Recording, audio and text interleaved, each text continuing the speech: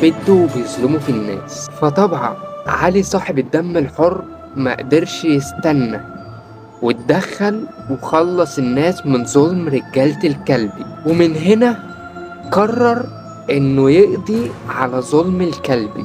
معلومة بس، علي ما كانش يعرف ان الكلبي هو اللي قتل ابوه. فبدأ علي يتنكر في هيئة خادم ويدخل قصر الكلبي، وبدأ يعرف اخباره وينقلها للشطار اللي كانوا دايما سابقين الكلب بخطوة. فكان مثلا لو الكلب باعت قافلة للتجارة لبلد معين، يهجموا على القافلة ويسرقوا كل اللي فيها ويرجعوا يوزعوا الفلوس والحاجات اللي سرقوها على الناس في الدولة. حرفيا كانوا بيردوا الحق لأصحابه، لحد ما علي حس ان هو اتكشف، فقام داخل غرفة الكلبي ورنوا علقة مظبوطة وربطه وسابوا للحراس وهرب. وبسبب